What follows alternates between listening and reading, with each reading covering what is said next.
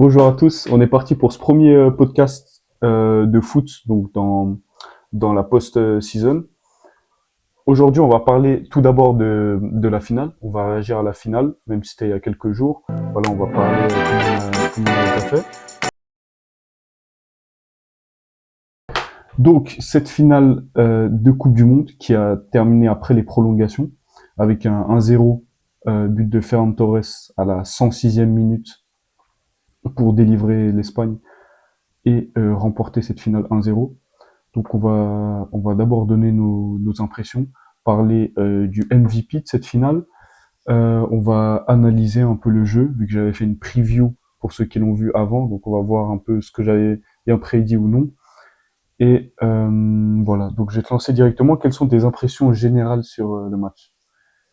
Euh, Salut à tous. Moi, mes impressions par rapport à cette finale, à ce match, c'est que j'ai vraiment ressenti un match comme la France contre le Paraguay, en mieux, parce que en mieux dans le sens où quand même les Argentins ont proposé un peu plus de jeu que les Paraguayens, mais dans la vision du match que j'avais d'eux, ça reflétait pour moi le Paraguay.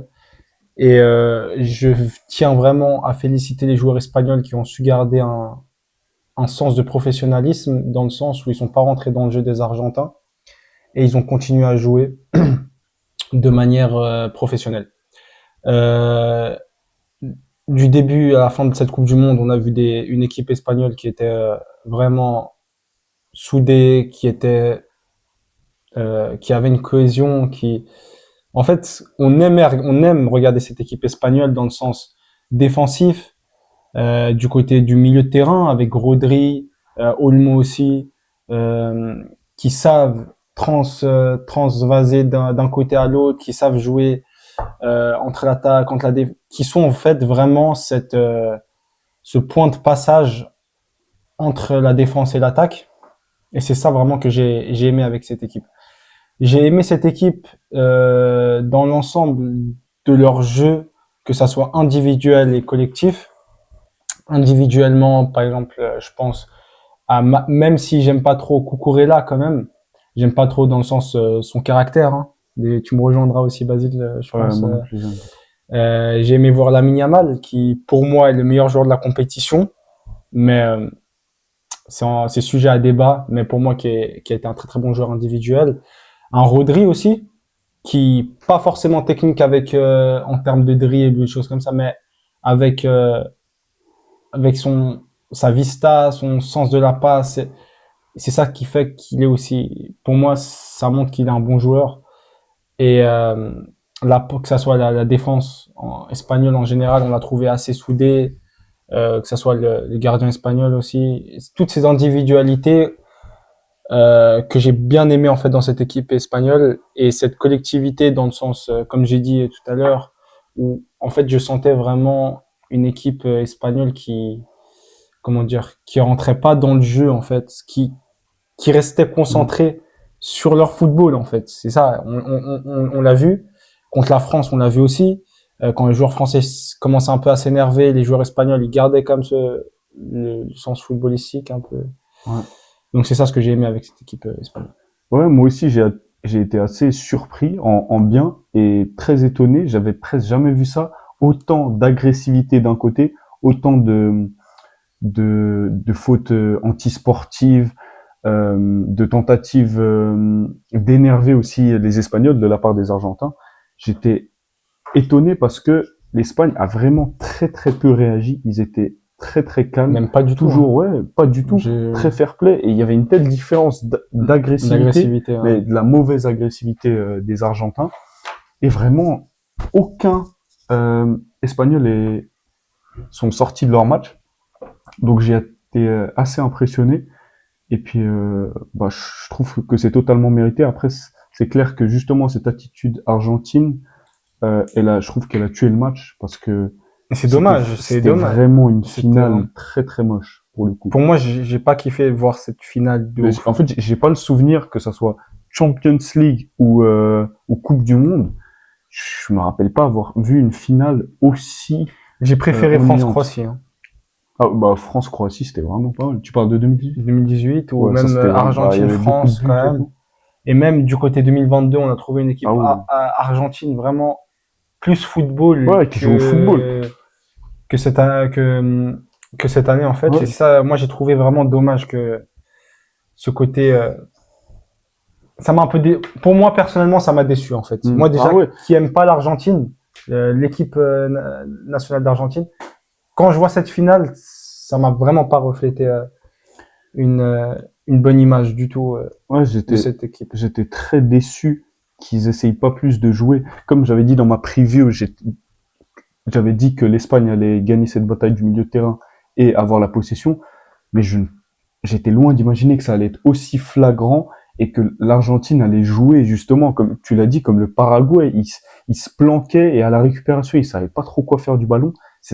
Ça tournait au ridicule des fois. C'était Je regardais le match avec mon frère, des fois on en rigolait, on se disait mais c'est pas possible. Et j'avais l'impression, même sur certaines attitudes de Messi, j'avais l'impression que même lui, il comprenait pas.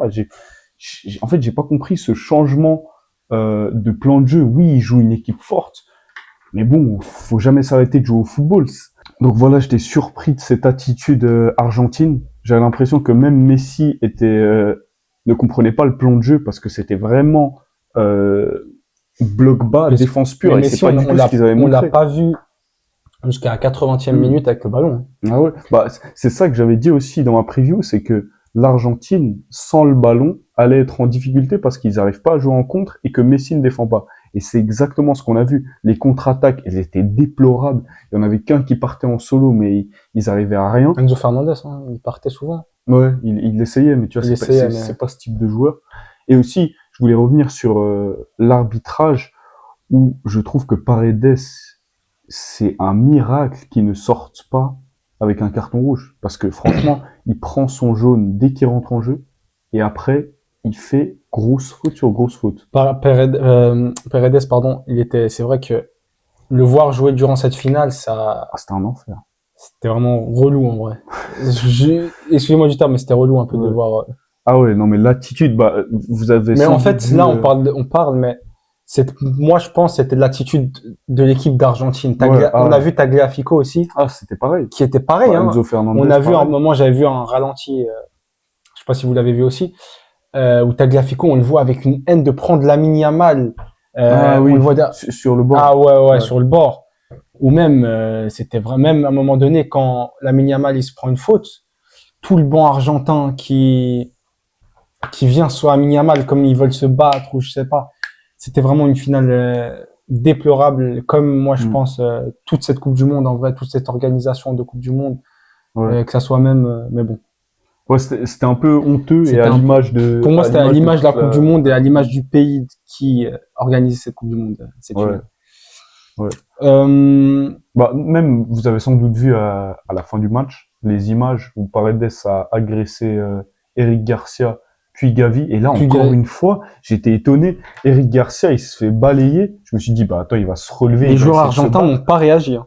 Espagnol. Les Espagnols n'ont pas réagi. Ouais. Eric Garcia, il s'est fait balayer. Je me suis dit, bon, il a trop de fierté, il va se relever, il va se battre. Rien. Et ça, Il a juste dit, mais pourquoi tu fais ça? c'est le comportement que Gavi s'est fait balayer, s'est fait Ouais, donner, il s'est pris un coup de poing. ouais. Et t'as vu ce qu'il a dit après le match? Les gars, après le match, il a dit, ouais, je pense pas qu'il devrait être sanctionné, ça fait partie du foot. Je suis en mode, ouais, c'est normal. Du coup, c'était vraiment, bah, franchement, ils méritent. Ils ont joué un football, euh, pas parfait, vu que je trouvais qu'offensivement, ils avaient du mal à Offensivement, c'était concrétiser. non. Offensivement, je te le dis, Basile, c'était pour moi, c'était nul.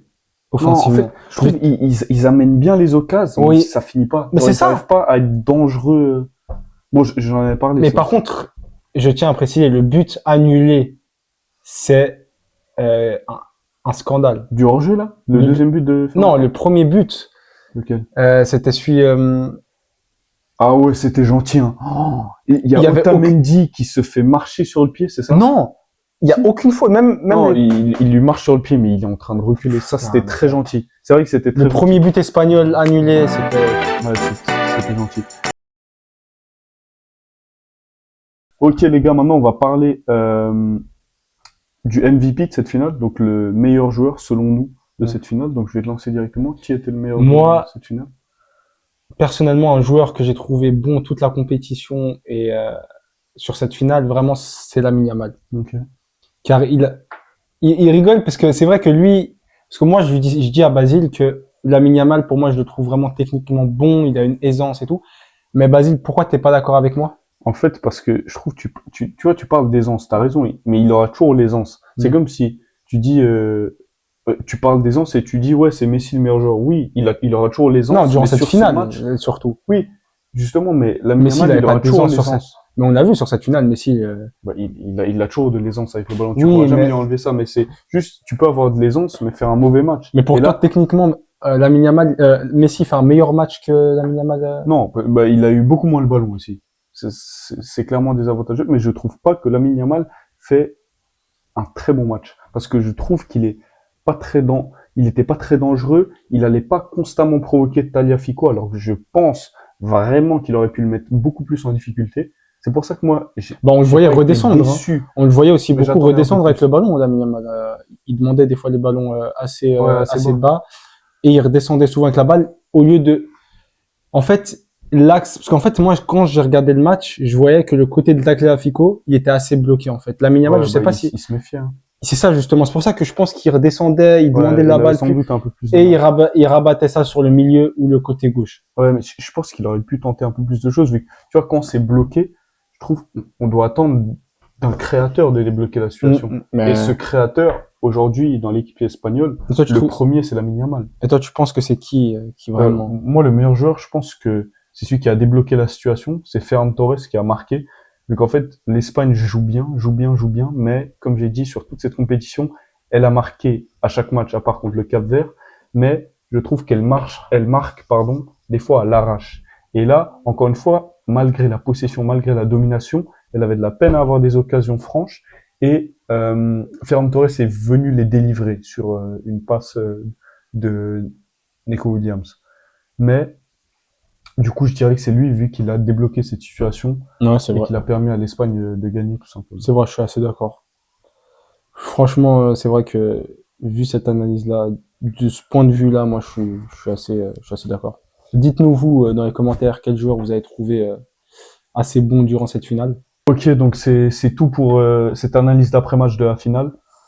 Donc voilà, j'espère que ça vous a plu. N'hésitez pas à nous faire des retours en commentaire, de nous contredire si vous n'avez pas été d'accord. Et puis voilà, on vous dit à bientôt. Ciao. Ciao.